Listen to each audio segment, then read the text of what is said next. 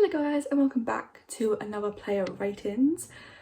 Newcastle versus Tottenham yesterday ended 3-2 to Tottenham. And just before I do get into the player ratings, I do just want to say send my best wishes to that Newcastle fan with what happened yesterday. It wasn't very nice to see, and I'm just glad that they were able, from what I'm hearing, they are stable in hospital and are awake and responsive. So that is a good outcome from that situation. Moving into the game, obviously, it was not the best start for Tottenham, conceding a goal in like 2 minutes. So that was a bit disappointing, the way we started. But obviously, with the Newcastle and the takeover, you know, it was to expected how Newcastle started. Couldn't really keep that performance levels though.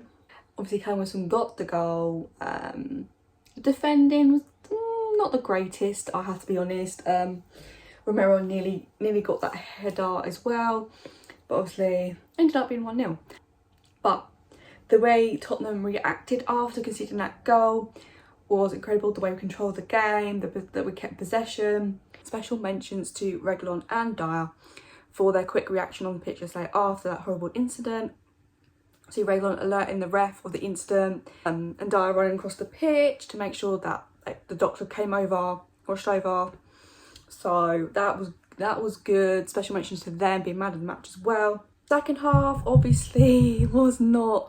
I mean, we controlled the game. We had most of the possession. Newcastle couldn't really get a foothold after we equalised. So yes, that was good for us. Obviously, the only disappointing part of all that is we could not capitalise and get a few more goals, or at least one more goal to fully seal the win.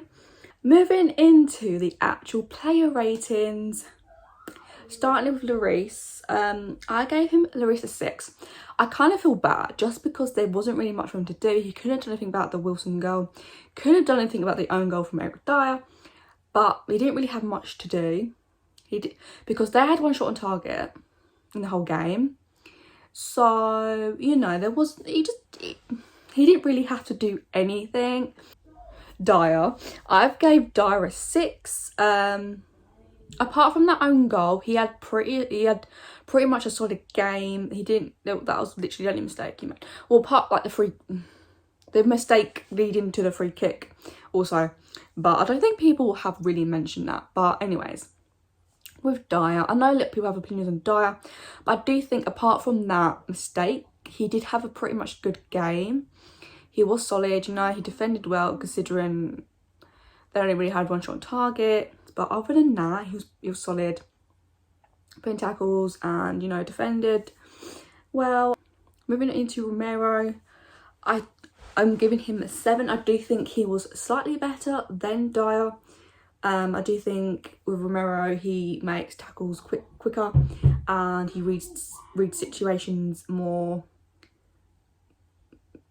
He reads the situation also quicker than Dyer does. But it was only slightly, you know, I do think Romero was probably a bit tired because he did play international games, like all 3 of them. So I do think there was a bit of tiredness there. But other than that sort of period where he did look a bit off it at times, he was pretty much solid as well. And Romero just proving he is our best centre-back. So moving on to Reguilon, I gave Reguilon an 8. I do he got, an assist for Ndombele's goal. And he was getting forward quite a lot. And he defended quite well as well. Kind of similar to Romero and stuff. And, you know, the amount of times he was getting forward, being involved in attacks and creating chances. And that assist for Ndombele, the way he took that ball from... It was from a Dyer long kick, wasn't it? A long ball over the top to Reguilon, and the way he saw that pass for Ndombele, made the right pass, and Ndombele was able to put it away. I do think with Reguilon, he's getting back to his best performances, and obviously that situation that happened, he's also was very quick with his reaction, and the way he got the game paused, suspended to help that fan was really, really good to see. And it was just, you know, an all-round great display from Reguilon. Emerson. Now, Emerson I'm kind of in the middle, because I do think people think bad performance and then good performance. I do think he was a bit off it as well, kind of like Romero. I do think because they did play the international game, so there might have been a bit tiredness there. But for Emerson, I gave him a 7. I do think at times he performed really, really well. He was putting in tackles. A few times he was beaten, but I do think St Maximum did, you know, cause a lot. He was probably one of the main players that were causing problems for our back line. But I do think on the most part Emerson dealt with that. I do think he did put in some good tackles. He did lose a ball occasionally here and there, but other than that I do think he was pretty solid about the whole. It was pretty much solid like the whole back line. Skip, I gave Skip an 8. One of the best performances on the pitch, no doubt. He just tackles here everywhere, like winning the ball back, and his defensive work was immense. And I do think that gave Ndombele the freedom to go forward and, you know, just do what Ndombele does. So Skip, obviously Skip does not get enough credit, okay? And he just does not get enough credit, and I don't even know why it is, because I'm sure people can see the way he performs, and it's like, how can you not give him the credit he deserves? Defensively, amazing. Moving to Højbjerg, similar to Skip, I gave him an 8 as well. I do, because he made 9 tackles, which probably was the most from any other player on the pitch. So that was incredible to see. He's putting in those defensive displays that he was doing last season. But he performed really, really well, really solid. And he also got an assist for Kane's goal. A lovely ball at the top, immense. So, you know, having Højbjerg and Skip in that double pivot is working. It's definitely, you know, that partnership is definitely getting, like, it's there. And I do think definitely it can improve. Ndombele, I gave Ndombele a 9. He got a goal. I mean, the way he took that goal was crazy, and I was super happy for Ndombele because I feel like he really stepped up for this game. Took it on himself to get that goal, to get us back into the game. And after that goal from Ndombele, it was all Tottenham. Like, Newcastle did not play that well after that. So credit to Ndombele for that goal. And everything he was doing on that pitch. They could hardly... There was that one time they got the ball with him, but apart from that, they struggled. They couldn't deal with him. The only way they could bring him... The only way they could, like, get the ball with him was, like, bring him down, foul him. And, you know, he was immense yesterday. If he can continue those performances every single game he plays, we are definitely going to be much better than we have been in previous games. Mora, I gave Mora a 7. With Mora, he was making those runs, he was dribbling. I do think at times he did sort of lose the ball as well. But he made that our third goal with his one touch passes with Ndombele, and then he he got the pre-assist for Son's goal, and that through ball to Kane was really, really good, and Kane was able to slide it across to Son, who put it away. But with Mora, I do think it's another decent display from him.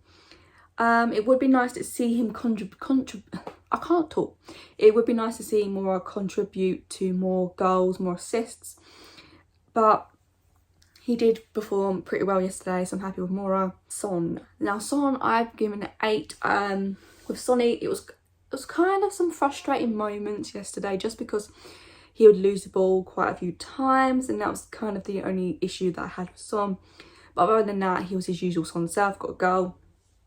It was really, really impressive. The Son and Kane partnership is back. It's back and it's firing, and this is only a amount of time before they get the most contributions together in the Premier League. They're only one off now from Drogba and Frank Lampard, so I'm pretty sure that's coming. It's coming. Pretty much involved in everything. And yeah, moving into the final play of the starting 11, Kane. I go Kane a 9. Obviously, he got an assist for Son's goal, and he got his first goal of the Premier League. And, you know, I'm super, super happy for him. The reaction from the players of when he got that goal was immense. And I think it just shows that even though what happened during the summer, everyone's like, he's forgotten. You know, they're super happy for him. Everyone's like, the whole team's together. And I think that's really, really, really important to see. But with Kane, his performances, he's getting back to his best. And I know some people thought he might not put 100% in, but you can clearly see that he's putting 100% in. And I'm super happy for him. And I've probably said that already, but I am. And I'm just, you know, maybe some people now will get off Kane's back about him not scoring in the Premier League because he has done. After that, we've got West Ham next. So I'm hoping, you know, Kane is going to keep scoring now. And all he needed was that one goal just to get him off. And then he can, you know, start getting more goals. And I'm super happy. I'm super happy about the whole team performance. Not just individually, but everyone performed as a team. And another thing with Kane, I do think he kept the ball quite well. And the only way, again, they could get the ball off him was fouling him. So I do think Kane is coming back to how he's like he has been previously in previous seasons. But I do think that it has taken a bit of time. But, you know, that's to be expected with like everything that's happened. But now it's just time for him to continue this performances and just keep getting better and better. Moving to Nuno, I'm going to give Nuno an 8 as well. I do think the team he selected was the right team. And the way he sort of changed the system and the way we're playing has definitely worked. And it's definitely improved our creating chances, getting goals, scoring more goals. And he has to give credit to Nuno for that. And obviously the way we started obviously wasn't great, but I don't think that could be put down to Nuno. I just think it was kind of the situation at hand with Newcastle. They'd started how they're going to start because everyone's emotions are like really high. So I don't think you put that down to Nuno, but I do think that the way it was turned around, the way we dominated the game, Nuno deserves some credit for that. And the own goal from Eric Dyer, you can't really put that down to Nuno. It's just one of those situations that happens. Reguilon scored an own goal. It happens.